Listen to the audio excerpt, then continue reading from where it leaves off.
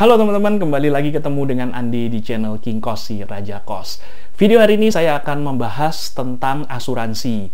Video saya sebelumnya ada yang sudah saya membahas asuransi, tapi secara umum. Nah, di video ini saya akan memberikan informasi yang lebih detail mengenai asuransi. Mungkin teman-teman ada yang merasa bingung, saya kalau mau mengasuransikan properti saya, kos-kosan saya itu bagusnya pakai asuransi apa sih, jenisnya apa sih, biayanya berapa sih. Nah, silakan simak videonya sampai selesai.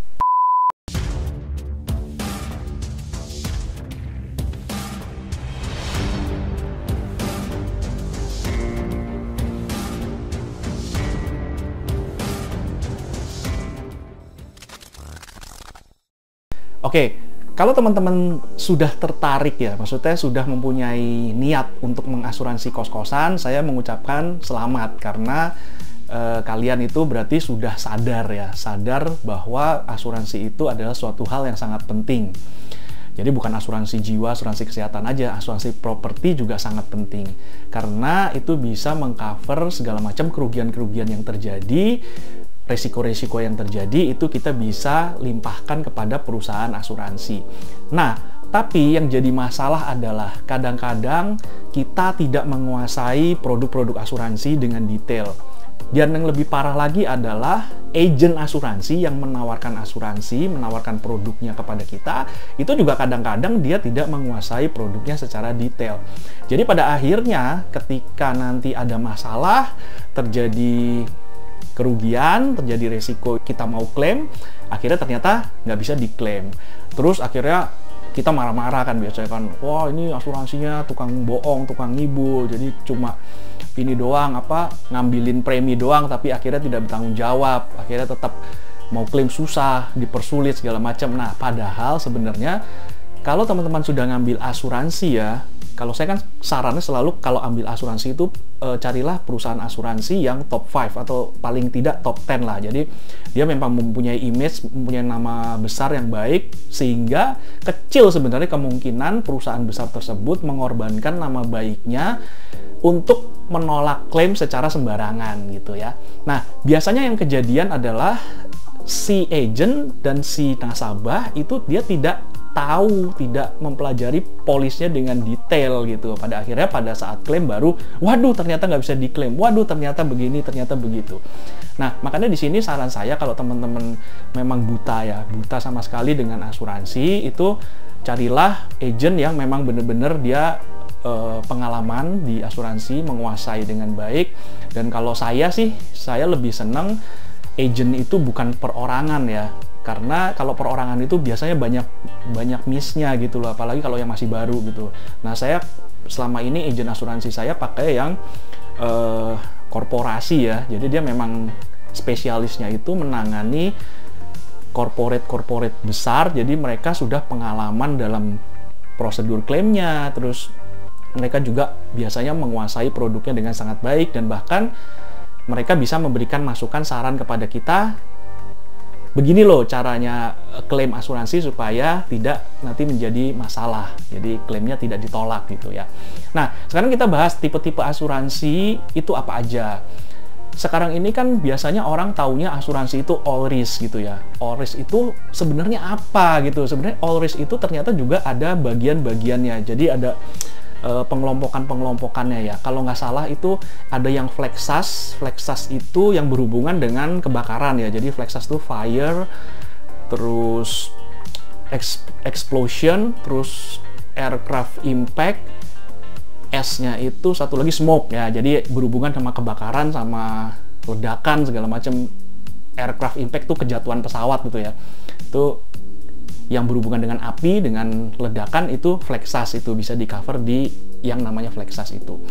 Terus yang kedua ada yang namanya EQFET itu earthquake, volcano eruption, sama tsunami ya. Jadi itu yang kategori kedua. Terus kategori ketiga itu ada yang berhubungan sama air ya. Jadi apa ya?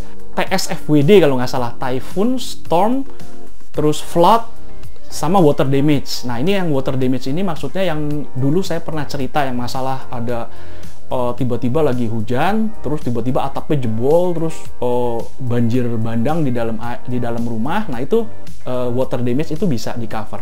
Dan saya juga pernah klaim ya masalah yang water damage itu. Terus apa tadi yang typhoon itu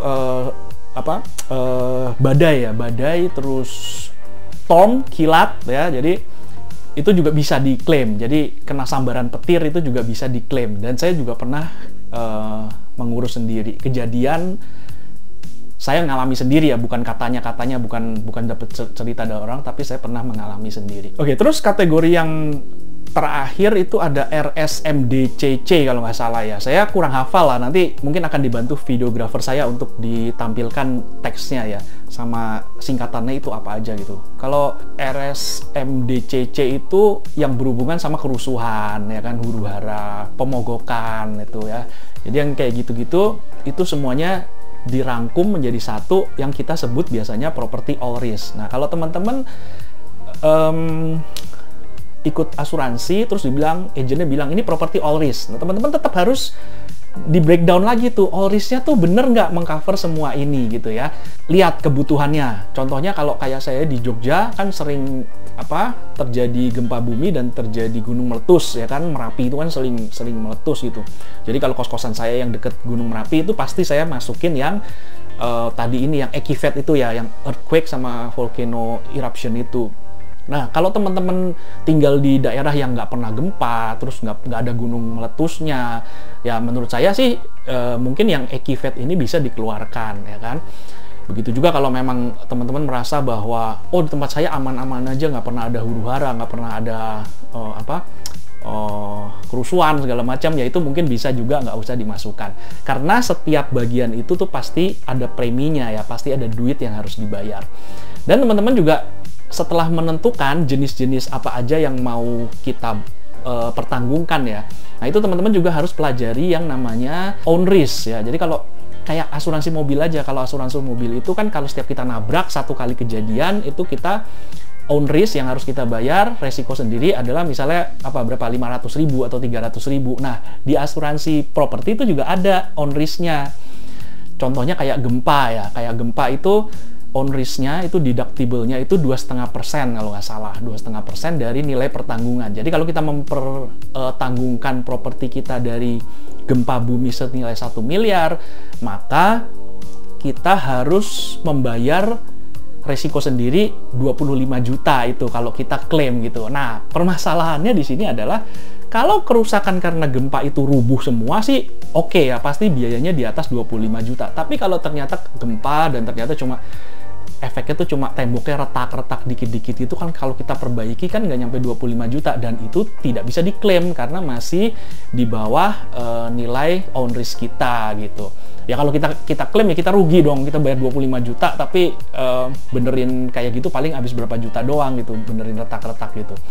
Nah, di situ yang teman-teman harus pelajari ya, semua sebenarnya di klausul-klausul itu sebenarnya semuanya tertulis, tapi kadang-kadang kita males ya baca polis, dan karena tulisannya kecil-kecil, tebel gitu, kita males, dan kadang-kadang agentnya juga nggak ngerti, nggak jelasin gitu. Contoh lain misalnya kayak kerusuhan ya, kayak pemogokan. Itu juga ternyata ada detail klausulnya tuh.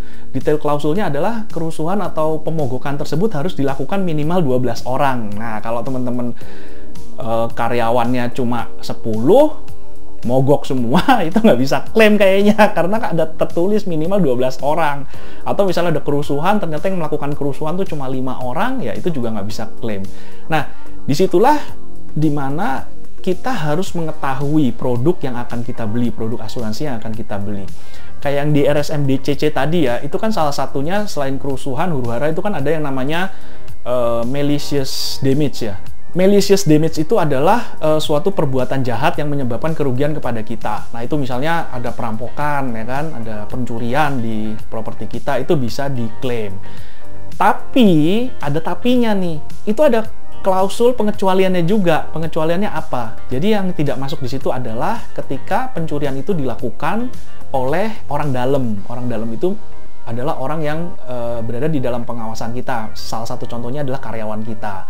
Jadi kalau karyawan kita yang nyolong, itu nggak bisa. Karena kalau klaim itu yang syaratnya yang nyolong itu harus orang luar gitu, nggak bisa orang dalam. Kalau orang dalam, itu ternyata saya baru tahu, ternyata ada asuransi tambahan lagi yang bisa mengcover kalau karyawan kita itu nyolong atau melakukan sesuatu yang merugikan perusahaan, itu ternyata ada asuransi yang bisa mengcover. Nah, ini saya lagi coba tanya-tanya lebih lanjut, saya pelajari lebih lanjut. Nanti mungkin di video yang berikutnya saya akan bahas ya, itu asuransinya namanya asuransi Fidelity ya, Fidelity Guarantee atau apa itu. Nah, saya lagi tanya-tanya, saya juga belajar terus ya, karena ilmu saya kan juga terbatas ya, jadi saya tetap belajar dan mencari ilmu dari manapun gitu.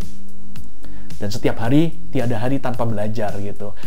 Nah, itu teman-teman yang saya mau bagikan di sini. Jadi teman-teman, kalau tadi saya ambil kesimpulan adalah teman-teman cari dulu perusahaan properti yang top 5 atau yang memang sudah terkenal. Terus yang kedua, agentnya cari yang memang harus benar-benar dia menguasai. Terus yang ketiga, jenis-jenis asuransinya apa yang teman-teman butuhkan. Kalau memang nggak butuh semua ya jangan ambil semua, karena itu ada duitnya kan, mahal, bayar preminya tuh makin lengkap makin mahal gitu. Nah, yang terakhir adalah kita harus menguasai dengan detail. Membaca sendiri polis, mempelajari sendiri polis, jangan menggantungkan kepada orang lain, karena kadang-kadang orang lain itu juga nggak paham, agennya mungkin juga nggak paham. Nah, itulah yang saya tekankan di sini, bahwa kadang-kadang klaim itu tidak bisa dilakukan karena bukan karena kesalahan perusahaan asuransinya, karena memang kita tidak membaca klausul pasal-pasal yang ada itu dengan benar. Oke teman-teman, semoga video ini bisa membantu teman-teman sebelum memutuskan kira-kira mau ambil asuransi yang mana. Dan terima kasih sudah menonton, sampai ketemu di video yang akan datang. Dadah!